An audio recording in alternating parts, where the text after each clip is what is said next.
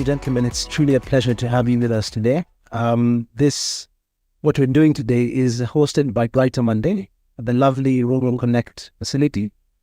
You'll find out in a bit why we're doing what we're doing, but essentially, BrighterMonday is part of a project co-funded by BrighterMonday itself and USAID called PB's Convijana. And what we're looking to do, what we've been doing for the past 9 months, is training 1,000 young people between the age of 18 to 35 on how they can leverage e-commerce to drive their businesses.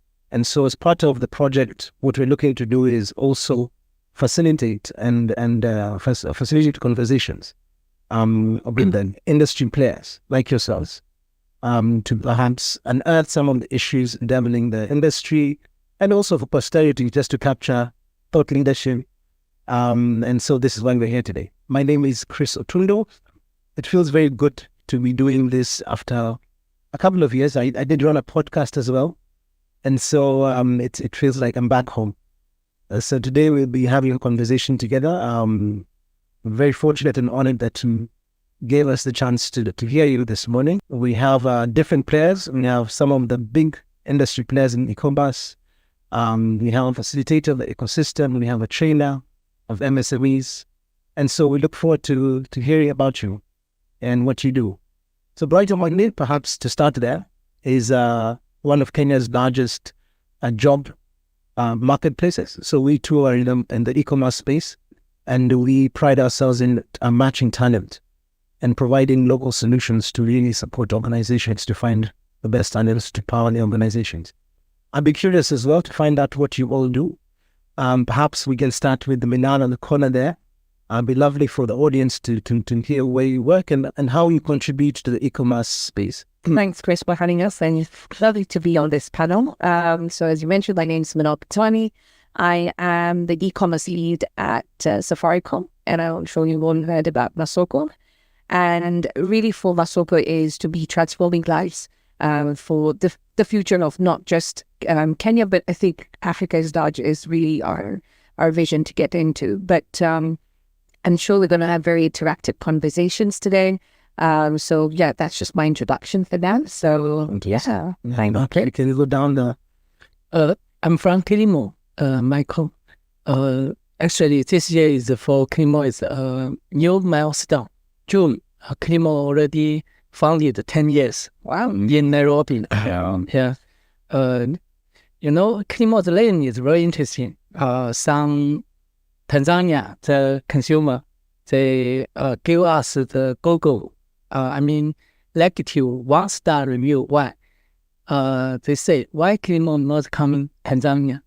We actually already prepare and started to build a house in Tanzania. Maybe this year or maybe next year we'll start service for Tanzania. Kilimall's lane is from Kilimanjaro. In the past 10 years, actually, we founded e-commerce in Africa not easy, so hard. Yeah. I think Jumia, I think they all also the same awareness. Yeah, because the ecosystem not good, especially 10 years ago, Kenya e-commerce industry. I think it is also is the key milestone.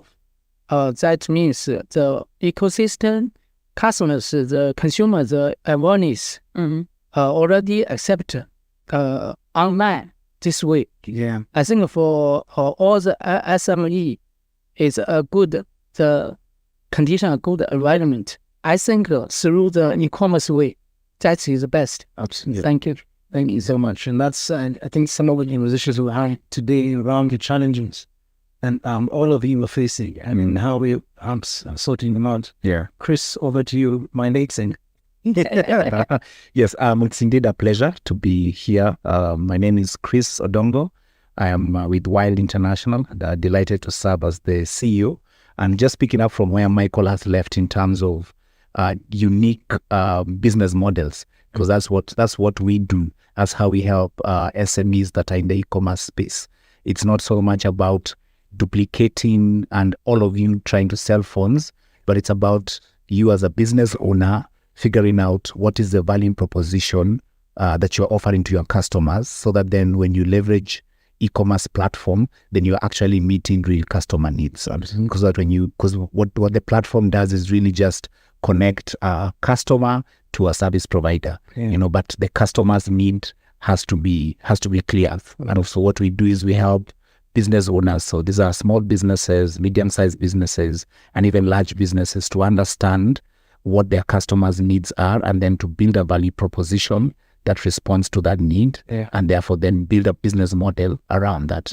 So that if you're in the business of selling shoes, or if you're in the business of selling cars, if you're in the business of selling clothes, then you really have a clear value proposition of, I am delivering this kind of shoes, maybe school shoes or clothes for pregnant women, and so on and so forth. So that's what we do. Because once you have your clear business model, then the e-commerce platform becomes a place where you can now deliver that business model. So we train SMEs on strategy, business model, and we also train them on digital skills, to sort of how to leverage social media to be able to grow your influence and to connect to your customers. Yes, and talking a little bit about business models. What's working and what's not working. Yes. Yeah. Priscilla, over to you. Okay. Thank you so much for the persistent also reaching out to me. It's been difficult. I was supposed to be here the last time, but thank you so much. Going to change take time. Yes. Thank you. It's like a good event as well. So my name is Priscilla Muhiu. I currently lead the business for MYDAWA here in Kenya. I joined MYDAWA 1.5 years ago. Before that, I was at Glovo. I also worked at Sandy and OLX. So my experience has been in the tech space for about 13 years. So it's been interesting journey. I remember back in the OLX when we used to actually joke about this, and we've actually talked about it during breakfast. We are paying school fees for e-commerce because the amount of marketing we used to do back in the day. And it was a very difficult time. I remember we used to experience a lot of fraud, especially in markets like Nigeria. We even talked about it again today during breakfast. And compared to now, I honestly seen an evolution, or a change. And back at Glovo, we used to joke and say COVID was the growth hack we needed, especially for groceries. I remember we used to really try and market groceries where you can do your shopping for groceries and get them delivered to your house. But people were still not trusting. They still wanted to touch what they're buying. But during COVID, we were forced to experience this. And what we saw even after COVID restrictions were lifted, people still continued shopping. And the reason for this is because they experienced the convenience that comes with that. And we were talking, it's the growth hack we needed. And now, I don't know the latest number, but the time I was leaving Glovo, 40% of the total orders were groceries. So, before it was like we were trying to push, we were working with Naivas, working with Carrefour, get the orders up, but COVID made it happen. So as a business, I don't think we have a choice. I don't think you have a choice. If you can't take advantage of what's happening, you will be left behind and you will lose your competitive advantage. Similar to what I said before, you need to find what consumer problem that you want to solve and create your own unique value proposition so that you can be competitive in this market. And I'm sure we'll talk about that. Michael. Great. Well, thank you, Chris, for bringing us all here today. Delighted to be amongst this group of industry professionals and looking forward to the conversation. So I'm Michael Poor. I'm with NextTrade Group. At our core, NextTrade Group is a research company. We focus on trade, and specifically in the area of digital trade. And we saw through our research tremendous opportunity, particularly for small businesses through the area of e-commerce. And as sort of a segue of our research work, what we did was we brought together private sector players like our my colleagues here today, and formed an alliance called the eTrade Alliance. And I should note, BrighterMonday Kenya is one of our premier members of the eTrade Alliance. But main goal of the eTrade Alliance is to develop and launch programs that drive e-commerce for small businesses. So in doing so by leveraging private sector expertise and resources. And I should also note a core partner of ours is USAID. So USAID helps us to launch these programs through sponsorship and funding.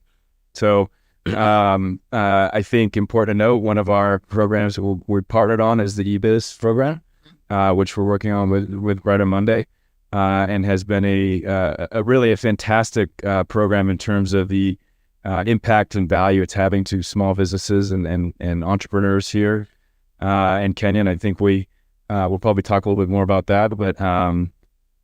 But yeah, that's NextTrade and our eTrade Alliance. So again, thanks, Chris, for convening us all here. Awesome. Thank you all for sharing your stories. I think it's really fascinating to see what you've achieved in the time you've described, Priscilla. Obviously, you're in Kenya, we see you're an OG. Nothing at all. I mean, OLX, I remember from those days. Yeah. But there's some very staggering numbers as well. When you look at this ecosystem, so many players who've come in, and a lot of funding that has gone into e-commerce, and the kind of a very thin line between e-commerce and the tend to all these startups, right? I was looking at some numbers this morning, 35 billion into Kenya just for USD? Kenya shillings, for e-commerce startups. And so, Michael, while some people might cry and say we don't have enough funding, there's been a lot of funding that's coming into this space. Between about 8 startups, 11 billion, one agri-tech startup, 23 billion, 5 great startups, however, in just the past 6 months have collapsed. So something's not working. Are we just emotionally connected to the idea of e-commerce working and not actually creating substantial products that can actually grow in this economy? Are we, in some instances, just building organizations of valuation and then selling them? These are real things that are happening in our ecosystem. And so I'm curious, Priscilla, what's going wrong? Obviously, your business, MYDAWA, has pivoted. You will tell us a little bit more about how that has happened, but I'm curious to understand how other CEOs perhaps setting up SMEs could benefit from your experience just to perhaps pivot and actually set up sustainable businesses that respond to the market demands and sustain and not collapse, because I think it's in our interest that companies continue to grow. Yeah. I'm curious to hear your story of MYDAWA. Okay, so I'll first start by answering the question around what I think could be happening, the reason for the collapse business we are seeing. There's an article, I can't remember, forgive me, I can't remember who wrote it, but I just remember the reasons why the startups failed. And one of the biggest reasons was product market fit. Right. So in the event where you launch a product, you actually go launch, people don't respond to it, but you keep pushing this product down people's throats. And back to the second point about pivoting. It's very, very important as a business to really listen to the consumer. And don't do your research to validate what you think is true. Because that's the other problem. You could be so passionate about your product and your idea that when the consumer tells you what they want, you tend to disregard, or you tend to coin it in such a way that it validates what you're currently doing. So it's super important to listen to the consumer. I'd like to give a story of a guy who unfortunately passed away. He's called Clay Christensen. He's been he's writing a lot of books around innovation. And he, a while back, he was asked by, I think it's either McDonald's or one of those smoothie companies on, Milkshake. It's milkshake, the milkshake story. Milkshake story. Okay. Yes. No. So he was asked to do, the company was trying to increase sales for their milkshake, and they, of course, did the usual, brought in research companies, did focus groups. The consumer will tell you, make this flavor increase, please increase that, but it still did not improve. So this, Clay's method was, in terms of research, what he did is he went and sat down in a restaurant and just observed how people were behaving when they made milkshakes or smoothies. So the one thing he observed is that people actually come in and buy a smoothie and leave, or milkshake and leave. So that's the only thing they'll buy. The opportunity there now is to have a stand, swipe your credit card, take your milkshake and leave. And then he followed one of the customers and asked them, if this milkshake was doing for you a particular job, what is that job? So what was consistent across the different people he asked was the milkshake is doing a particular job, which was to help me pass time. Right. The other thing that came up is the milkshake helps me to fill my stomach because I have so many meetings in between my, before I have lunch. It helps fill my stomach so that I can be able to, survive until lunchtime. So what they needed to do as a business is actually increase the viscosity of this milkshake so that they can serve the job to be done. Right. And then he also, something interesting, he also asked, what other alternatives did you consider before you decided milkshake helps you to do that?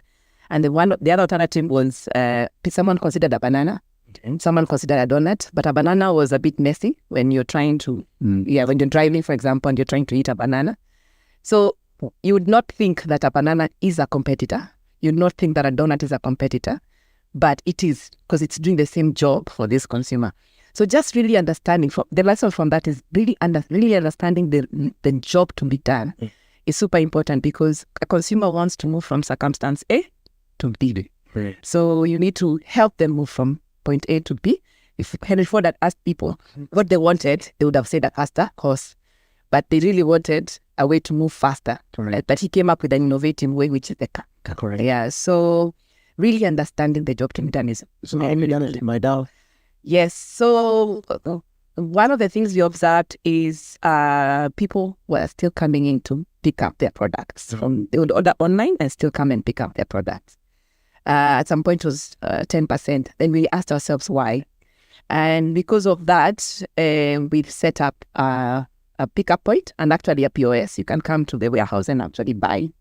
And we are doing a test, a bricks and clicks strategy in Mombasa, where we have a walk-in pharmacy, a typical pharmacy, but at the back, we have a fulfillment center for online orders. So this store, ideally, as opposed to serving 5-kilometer radius, people who are close to the store who can walk in and buy, by overlaying an online platform onto it, you're able to increase your radius. So you're able to serve 20-kilometer radius because someone who's not close to the store can still buy and get it delivered to them. So we are calling this strategy, super pharmacy strategy. So we've proven it works. If you look at our revenues, it's 50-50.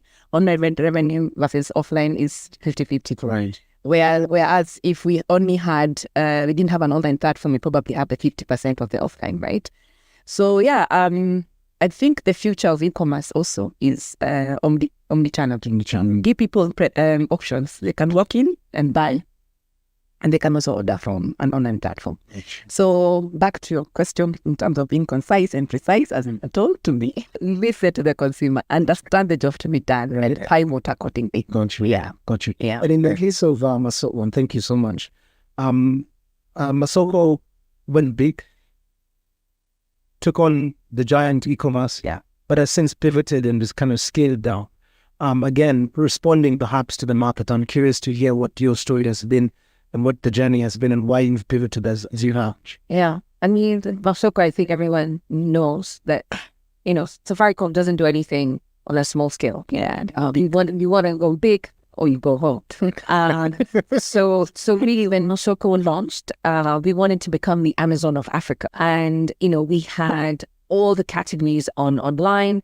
And one of the big learnings at the time was that our customers were not ready. When we launched, the customers were not privy to, what does e-commerce look like? How, am I really going to get my product? I need to feel the touch of my products, right? So that brick and mortar way of shopping, now you're telling a consumer, consumer behavior is quite key.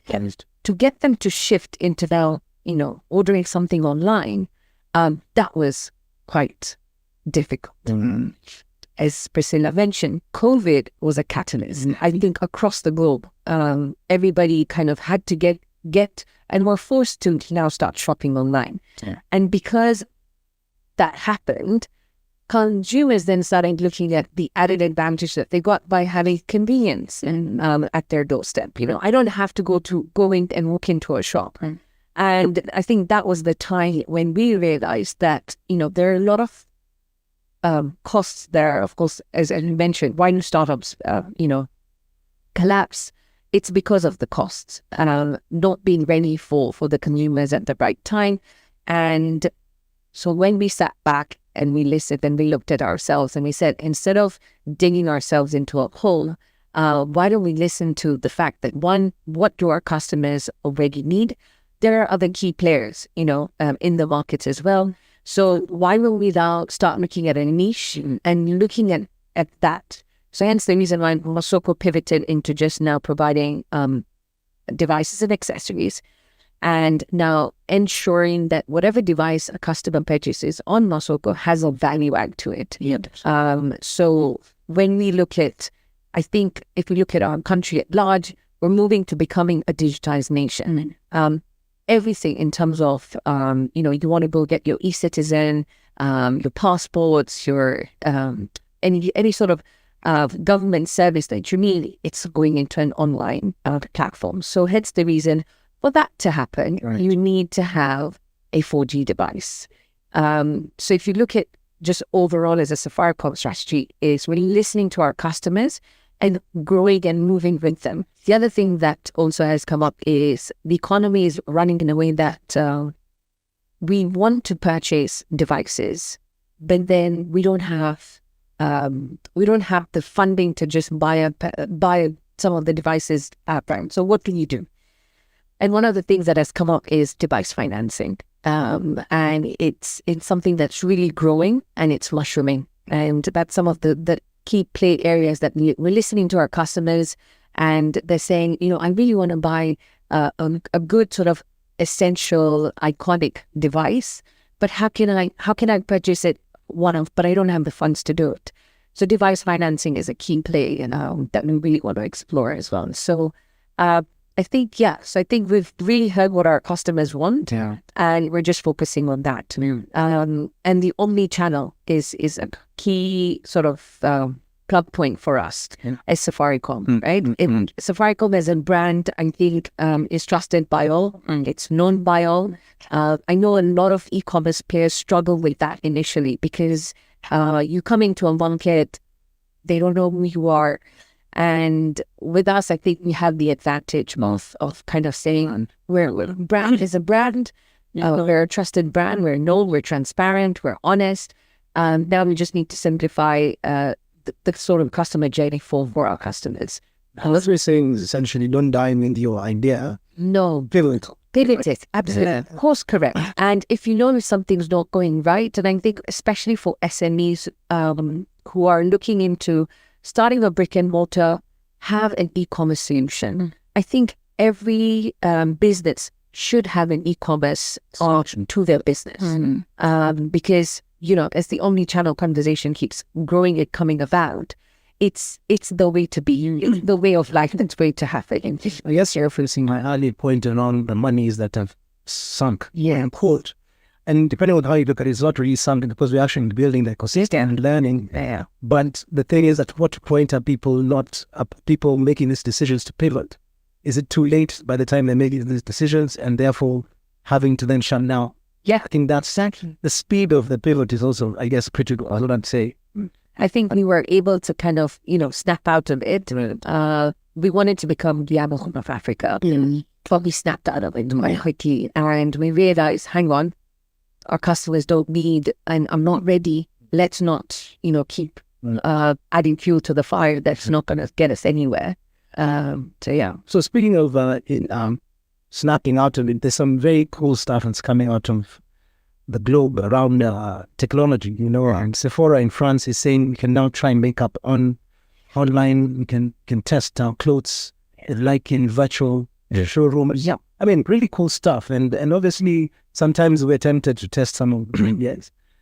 So, Michael, I'm curious, the use of technology and then really being practical as to where we are as a country and where we are as a continent. How has that worked for you? What have you used it for to perhaps enhance your operations? Perhaps someone listening will want to understand, what's more practical? Should I just immediately jump into the metaverse? Will it work? will the 4G network support it? Or can they just don't have to so I'm curious. 5G on chance. And I said, what has done for Kilimall? What experiences have you had with leveraging technology? Kilimall founder, Tao, and me actually 20 years ago, we are partner. We have founded a software company in China, Shanghai. This is data management. Now is already transfer AI company in China, more than 1,000 employees, mostly the engineer. Yeah. So I believe that in the future, the company enterprise organization will be changed, not like a traditional the organization like top down like that the organization. I think that in the future, digital technology can let the small team, and if they have good the output and the unique service, they can through the digital platform and the service for the whole world. I believe that digitalization changes the world. Yeah, AI and enable all the small team and do better. For the e-commerce platform, before when I joined Kilimall, I'm joining Kilimall this startup, this venture at 2016. Yeah, first time coming here. I actually, amazing. Why Kenya, some area no 4G. Just now you mentioned 4G internet, right? No 4G, but can payment. Because in like in China, we pay and Alipay, right? Everyone you use it, but how the infrastructure support have 4G, 3G, 4G like that. But here, no 4G, 2G, we also can use M-Pesa payment. That's amazing. That's amazing. So for the technology, we found it here because everyone maybe will thinking, I need to build my website, and I need to do in the platform. Actually, I think that is not good thinking. Build a website is very simple, like Shopify, very easy. Maybe 1 minute you can build your website, right? But for the e-commerce, it's not just a website anymore. It's not like a retail company. Kilimall is a e-business service platform. For example, like just now I mentioned, this is a Kitty Partner app. Our pickup station, they just use smart mobile phone and can finish provide the last mile service. Yeah, it's very simple. It's very simple. And through, I think if have not the technology, I think it's impossible. We through this way build the open platform and connect the service provider and the seller, provide the seller center the portal, and they will upload the products, and he just need to prepare well his products, ensure fulfilled. Deliver like CBD, we have around 8 collection. CBD have 8 collection, very easy. He just shipping deliver the parcel to the collection, and we help them one-stop solution, help them deliver the whole country, even like Wylde, MYDAWA, Priscilla, every countries.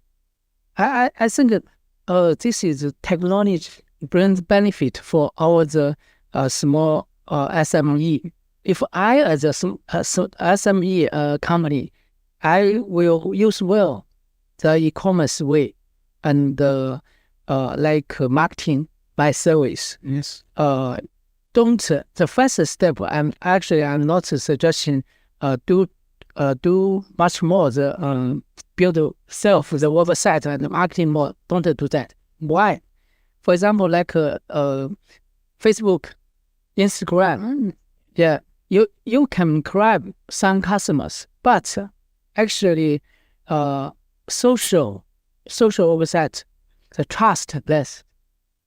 Customers can't trust you, and sometimes, if you like use well, like Kilimall, Jumia, like Masoko and MYDAWA, if you have the good products and service match this platform's positioning, and then you can like use well the platform infrastructure.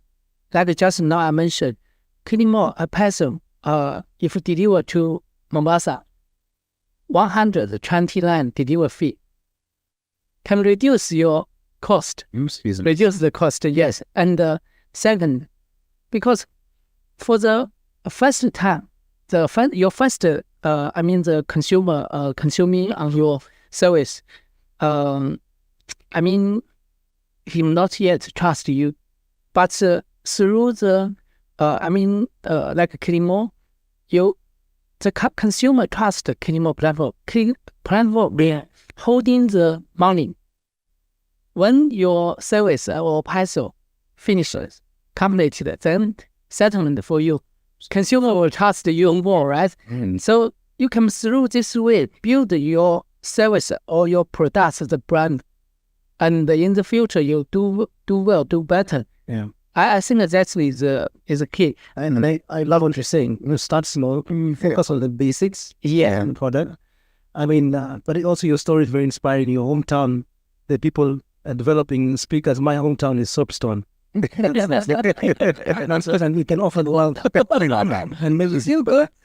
And maybe I should encourage them to go on. Actually encourage them to go online. Yeah. So just perhaps to just segue into the issue of skills. Yeah. It was interesting to hear you earlier all saying that there was much value in some of the original players like Julian going in and really, really spending money to educate the ecosystem. Yeah. Because only through that, then you have the rails to also drive your businesses. So I'm curious, my name's Chris. Yeah. Obviously in Kenya particularly has focused on the digital and economic blueprint. We're talking about how we're going to upskill all the way to the grassroots. Yeah. But what are you observing as some of the challenges? Yeah. And I guess where I'm coming from is that, look, there's many opportunities. Yeah. And then the question is where to go, where to focus on, what skills do we actually have in the market to take advantage of those opportunities? Yeah. What are you observing, and what can we learn from what's going on in the ecosystem? Yeah, I think one of the things that we have to really understand is the Kenyan entrepreneur. And the Kenyan entrepreneur is going into business from a necessity point of view. When they were growing up expecting to get into employment, to get a job. But as they come into the job market, they realize there are not so many jobs that they want. Jobs are there, but it's not the job I want. I wanted to sort of have a blue collar job, and based on the image of what has been portrayed, but that's not available. And so a lot of the early entrepreneurs entered into business from a necessity point of view. I need to make a living. And then as that sort of fire caught on, and the whole idea around becoming successful in business also caught on, then you also have people who entered into business because they want to also succeed like others, and so you have sort of a mix of entrepreneurs who are entering business for different reasons. But the thing that they share in common is they had not originally intended to go into business. And even when they were growing up, they did not learn what it is to get into business. Exactly. Commerce is still an optional subject even today. So going through your schooling system, it's not automatic that you're going to enter into business. But when you get into the job market space and you get your cleans and you get your aspirations, then you find yourself in business. Yeah. And so you don't actually have the entrepreneurship skills.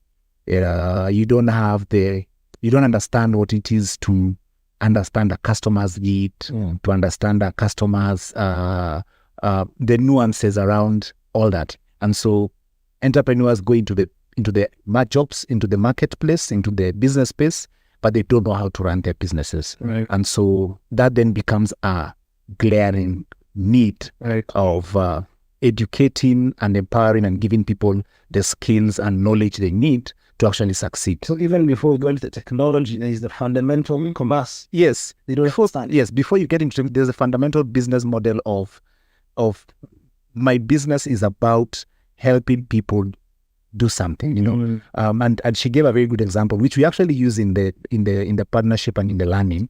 We do use that jobs to be done model, and the entrepreneurs going through the EBIS kwa vijana get to really ask themselves, before I get into the e-commerce platform, what is my customer using my product for? You know, because the e-commerce platform is really just a delivery channel. It's a way of meeting my customer. But if I don't understand what my customer is doing with my products and services, and I don't understand who my customer is, and I don't understand where to get them, because even knowing where to get your customers will influence which e-commerce platform you use.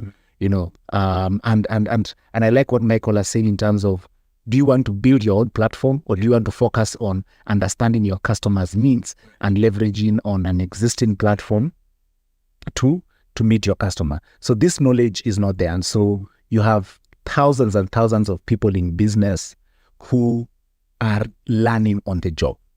Yeah. And back to your point, a lot of capital is given to them because the business models are promising, you know, but they are just promising. There's a lot of lessons to be learned in terms of feedback from the customer. And now people are understanding, as you get feedback from the customer, you need to pivot. But what if they knew that going in? Right. You know, they will have pivoted faster. They will have changed sooner. And even, you know, then some of the things that is sort of like basic things of, you use investors' capital to finance fixed costs. Yeah. And when you're using investors' capital to finance fixed costs, basically what you're doing is you're sustaining an unviable business model for longer. And by the time you run out of cash, then you now start looking at what's actually fundamentally wrong. You know, so in a sense, the capital you had sustained the wrong business model for longer. But when you didn't have capital, you would have been forced to ask yourself, where do I get money? Yeah. The best source of money is with your customer. So how do I get my customer to pay? I need to meet their needs. Where do I meet their needs? Where do I find this customer? So you're forced to ask the right questions. But when you have capital, you don't have to ask that question because salaries are paid, rent is paid, warehousing is paid, and sometimes you even have dead stock because you're not asking the vendors on your platform to pay for the warehousing space. Or even as an entrepreneur, no one is charging you for dead stock, you know, and so you don't even have to think about, how do I pivot? Do I pick that stock back from the warehouse and deliver it to somebody else? And so there's a lot of knowledge that is needed in terms of thinking strategically, thinking about your customer, pivoting faster, thinking about innovation, and even then coming back to, we're in another social media space. How do I leverage these social media tools to make myself known? Because it's about awareness. It's about trust building. It's about getting consumers to come and say, I received this product and it was a very good product and I enjoyed it. So those are called customer reviews. So a lot of business owners don't even know those things. And so what we come in to do is we come in to train them and to empower them and to give them that knowledge and that skill so that they understand their business models, they understand different tools that they have available, they understand different concepts, financial management. You know, it seems like a very simple thing around knowing that you need to keep records, you know, but people don't even know what records they need to keep. And if you've been running business for some time, you take it for granted that I will keep my income records, I will keep my expense records, I will keep my tax records, and I will be able to do the right thing. But when somebody is starting their business, they don't even know that they need to separate their business income from their personal expenses. And over time, they don't know that they should be using only the gross margin to cover expenses. Because if you don't use the gross margin to cover expenses, then what happens is that you eat into your working capital. And over time, you run out of money to buy stock or you run out of money to make goods and services available. So those are basic things which the general entrepreneurship population need to understand, and then they need to know. And even as I say cross-merging, it's still quite a vocabulary, so to speak. No, I don't understand. No, man. I think on the another interesting insight we've observed as BrighterMonday, who's concerned offering talent to the market, and some of our clients are e-commerce startups and some establishments like yourselves. We're finding that some simple roles as simple as an operations manager, commercial manager, we struggle to find that talent in the market because there are nuances that are emerging in that sector. And I don't know, from your experience, are you seeing what skill sets are you seeing might be lacking in the market? You talked about financial management. Is it financial management for e-commerce? The sales for e-commerce? What are you finding? So in terms of lacking skills and lacking knowledge, it's entrepreneurship, it's financial management, it's operational management, it's marketing, it's brand building, right? The things around customer service or service excellence, logistics and order fulfillment. All those skills are in a sense largely lacking within the population. And if sort of like if we're to sort of say, what do people need to learn? People need to learn these things. They need to. It's confusing because those are roles that sound so typical. True. But you're saying that for this ecosystem, they're lacking. They're lacking because if you go back into the colleges, you go back into the TVETs, you go back into our universities, what are people actually learning? People are learning the hard sciences. People are learning the hard skills, plumbing, electrical, masonry, hairdressing. Those are the hard skills that are part and parcel of the value proposition or the delivery, but the supporting skills, no one is teaching the supporting skills in a large scale. The marketing jobs, the marketing lessons, the sales lessons, if you go to the TVETs, those are sort of like, they're not that much because they are support skills. People prefer to take the hard skill because with the hard skill, it makes sense. If I'm a hairdresser, I have the hard skill. I'll get the customer, I will serve the customer, I will keep the money. If I'm a plumber, I need only the hard skill. I will get the job, I'll do the plumbing, fix it, but the supporting skill, which is, if I was a marketer, then can I provide marketing services for 10 plumbers? Right. If I am a marketer, can I provide marketing services for 10 hairdressers? So those supporting skills are still missing in the market. Yeah. Can I add one more thing? Go ahead. Based on I agree with him, but there's one skill that I have seen that is super important: people management. This is because I have experienced, I've worked in an organization where the culture was not amazing, and an organization where the culture was amazing, and the Priscilla in that bad culture and the Priscilla in the other good culture was a different person. In fact, I remember I used to just perform enough not to get fired, not even the expectation, enough not to get fired. I know they say culture is strategy for breakfast. I don't think that's another statement. Everything, culture is everything, because I have seen organizations where with proper leadership, good culture, you can get twice and thrice as much from people as compared to a toxic culture. So I think this is very important, but also culture, or rather people management, is super, super important, making sure that people are very clear in terms of what the vision of the company is.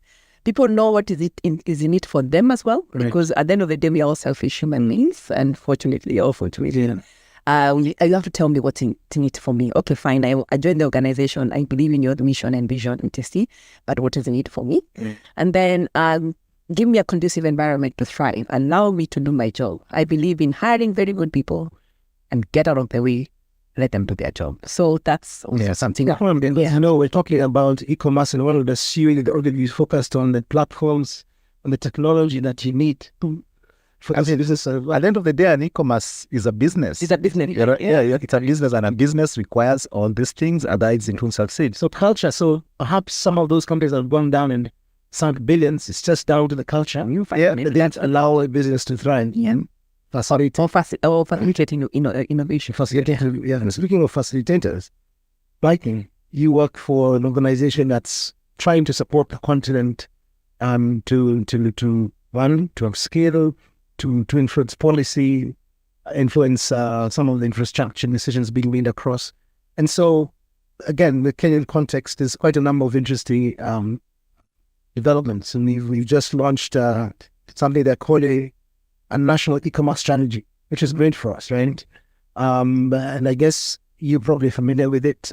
When the continent is just, I think, launched the African Free Trade. So that all those things are great, right? Because then they allow the ecosystem to thrive. But from where you're sitting, what additional things does the government need to do? It's a fantastic question. I think law, policy, regulation really dictates the operating environment, and it can constrain it significantly or create tremendous opportunities. I think, and that's something that we as the eTrade Alliance and specifically NextTrade look at very closely and across the globe, and analyzing what are the enabling environments like in different regions, what policies are in place, what supporting mechanisms are in place to really drive the ecosystem. Again, for us, I guess going back earlier too, we are still very strongly supportive and encouraged by e-commerce. We do not see it as, it's a moment happened and it's gone. I think someone mentioned earlier, it's here to stay. It really is here to stay. I don't think it's going anywhere.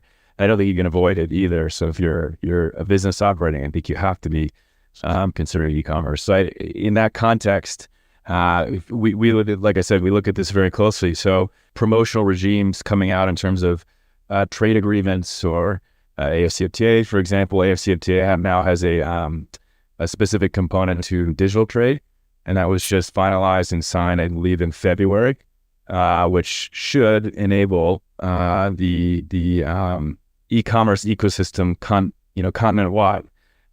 There's a lot in there that I think is very substantive, very in line with what will drive commerce across the continent. But I think there's also a lot to be done. It's a big continent with 50 plus countries. First, on the regulatory environment in digital commerce, our regulations are now enabling and allowing data to move freely and easily across networks, across borders.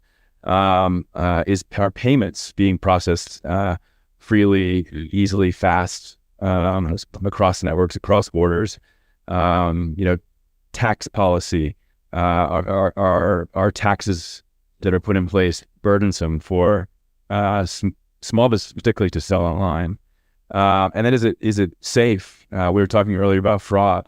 I see government as a key enabler of security. So, and this is something again we were talking about, is why is fraud prevalent in one country to a much higher extent than another? And we look at that from certainly apart from a policy perspective. Yeah. So again, a core focus for us, we really do a ton of research on it to compare and contrast. In terms of the e-commerce strategy, I think it's very interesting because if you look at the core pillars, they kind of align with what we've set up for the eTrade Alliance and what it's attempting, to address. So again, policy, law, regulation, access to technologies that facilitate e-commerce, ICT. A lot of our programs focus on using a partner that deploys a payment solution or a logistics solution. So that's another critical element that's in the e-commerce strategy. Scaling capacity building, I think, as a few of us know all too well, how critical that is.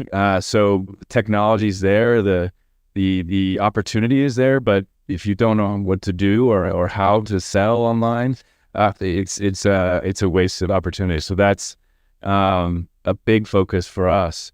I think another element is an inclusive lens. So we very much are focused on youth being sort of driving demographic here, not just in Kenya, but on the continent. Mm-hmm. Also women, empowering women to be able to conduct business online. Mm-hmm. And then also as we've done with you at the eBiz project, people with disabilities. Yeah. So enabling those folks to, start a business, grow in a way that they hadn't before. And I think technology facilitates that. So I think that on its surface, the e-commerce strategy is great. Again, in alliance really with kind of our deployment methodology at the eTrade Alliance. I think what's going to be critical is that the industry is very engaged in driving it forward. And I think the government would benefit significantly from listening to the industry and really how to promote the ecosystem and enable e-commerce here in Kenya. Yeah. It's funny you talk about listening to the industry, Michael, because we were talking about this earlier. The ecosystem is not talking to each other, for starters. Players are not talking to each other. So if you're not galvanized as one, then the government is hearing from all these voices, and perhaps then it's fizzling out and not actually making an impact in terms of influencing policy. So I think as a takeaway for me is also the need for the ecosystem to continually have these conversations and come together regularly. Otherwise, then you will actually never truly influence the policy on the ecosystem. True. Yeah. So, guys, time goes by when you're having fun. Right? It's really fast. But I'm curious, I guess, as a parting shot from all of you, what has surprised you the most as you came into this industry? And then perhaps what are you looking forward to in the next couple of years as we shut down this lovely conversation? Minal, over to you. What has surprised me the most when I've come to e-commerce, because my background has a variety of industry, and I think I was exchanging notes with my peers as to the different industries I've been into. E-commerce is hard. So when you're getting into the e-commerce world, everybody thinks about exactly what Chris mentioned, that it's all about, getting the platform up and getting your products online and just, but it's not really. It's really about that last mile, right? And really getting the customer, have the wow feeling, right? When you tell your customer it will be delivered at your doorstep in 3 hours and you do it within 2, that's the wow factor. Yes. So for me, it's how do you delight the customer when you're in an e-commerce place? Because again, you're not seeing the customer face to face, and it's just in the background, you're getting to see an order that comes in and you now need to fulfill. Again, I keep referring to the brick and mortar way because we're also used to having the human interaction, but now you're having it online. So we still want that human touch, but how do we do it? It's by really that last mile when you wow your customer and when you actually get the product to their doorstep. It's all about the customer journey online, and then the rider who brings it at your doorstep, you have to really even, get the rider involved in your journey. For me, this year, it's really focusing on the customer and listening to their needs. So, Sounds basic, no? Just exactly. It sounds basic. But yeah. Michael. Yeah. I want to share more from my thinking about Kenya and even Africa, the e-commerce opportunities and the challenge. First of all, I think you were founded now all over the world. Most of the famous brand from USA or maybe Europe, but now also have many brands from China. The economy increase, development, R&D development. I believe that Africa also has a big opportunity, local brand. If you not living here, you can't understand more the consumer, local consumers, the needs. Correct. I think that is opportunity for in China the experience. Many the segment, the brand, and they have successful. So this is the first opportunity. Another opportunity is e-commerce service. E-commerce, because just now we mentioned discussion logistics fulfilled. For the e-commerce, actually, logistics is too big. And we'll use another thing is fulfillment. Fulfillment, that means end to end. Not just I'm moving this carton to there. I finished. The customers already received well or not, I'm not care. That is the traditional thinking. Like in Kenya, like G4S and many the traditional logistics. That service is not good and have not good API system. Have not the tracking, real-time tracking, the system. That is the big issue. So the e-commerce service will be more opportunity, and the new players, make sense. The team, they can provide a professional segment in the service. For example, like operation, many brand and suppliers, they have not a special team for this. This is a new mode, and need new guys in charge. Traditional the way can't working. Yeah, and for marketing, CS also. For example, maybe some brand is from other country, but they have consumer in like in Kenya, and they maybe want to outsourcing local, provide local the customer service.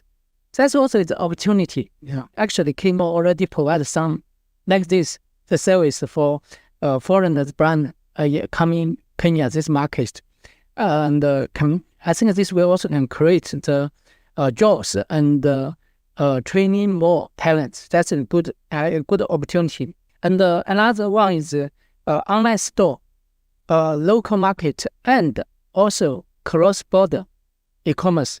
For example, I think no need too long time.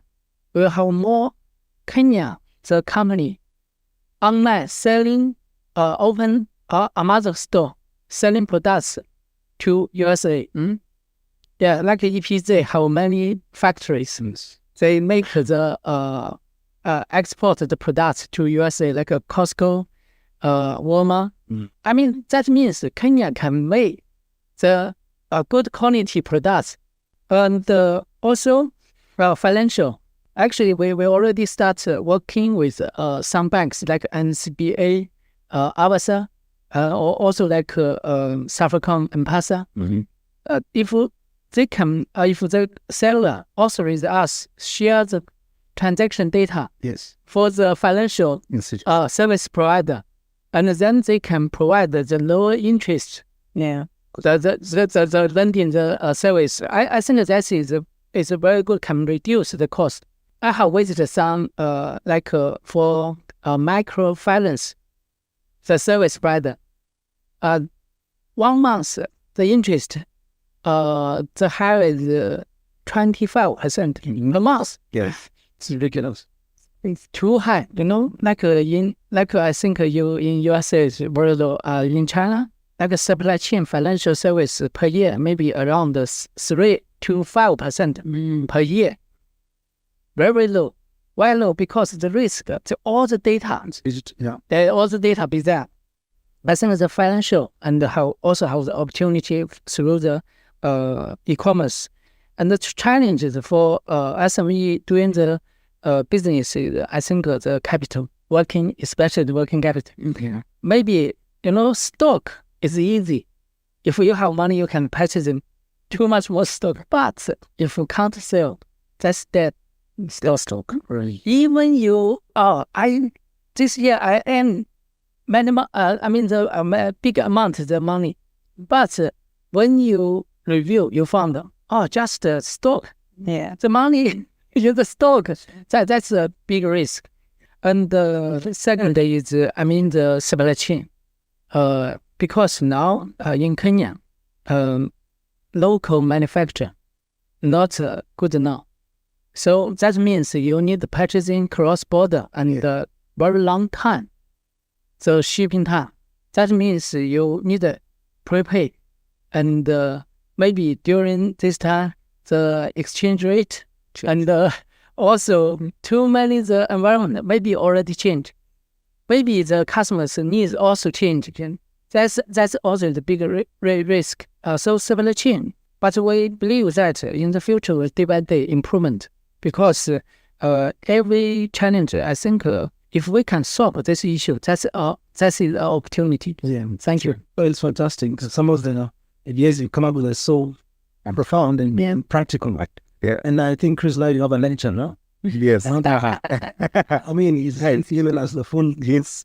Yeah, so I'll actually be asking the video guys, give me that clip. And I just because that is a class, because that's the solution. Yeah, and truly speaking, and for the audience, yes, there's a real significant of opportunity for what you'd call an e-commerce expert, somebody who can help businesses to get into the e-commerce space. Because people coming into the e-commerce space are coming on the assumption that it's easy. It's just click, website. Some whole operations. But there's a whole operations in the background.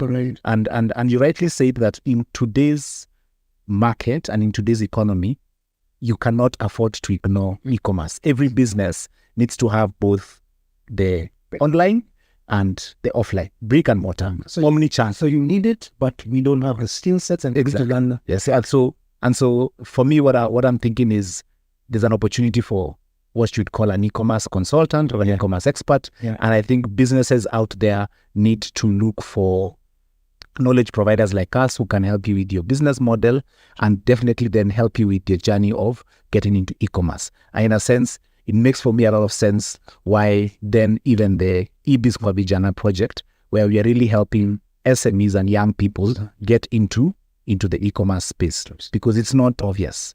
And it's not rocket science, but it's not obvious. And so I think there's an opportunity for us to continue doing this, and more so even for people who are just beginning their journey in business. As you start your business, then what are your e-commerce plans? If you've been running your business for 10 years, how do you then get into the e-commerce space? And the opportunity is significant, as has been rightly put. Priscilla. One of the interesting things that I learned is that actually social commerce is actually bigger than what we think. And I don't know if we track it. I don't know if we don't care. But we can see the potential. There's a lot of potential. And I remember what we did is once we did an experiment, I got my niece. It was interesting. I got my niece to go on social media and just scrape data manually, type shoes, get the phone number and the contact details of the shop or the many shops that are on social media. She was able to collect 1,500 people from social media in 3 days. And then we just need an SMS telling people you can now use Glovo to deliver. Deliver. And we moved from 1,000 orders a month to 11,000 more orders a month in just 1 month. So that made me realize, oh my God, social commerce is big. And I think it's untapped. I think they're still facing challenges, especially around trust, especially around payments and delivery solutions. And I think that's untapped. If I think about myself, shoes, I can tell you, I buy a lot of things on Instagram. And Instagram comes with what you call social currency. I go to the page, I'll be able to check out, look at the comments, how many followers do they have. If they have, for me, it's the standard. If you have 10K and above, you're legit.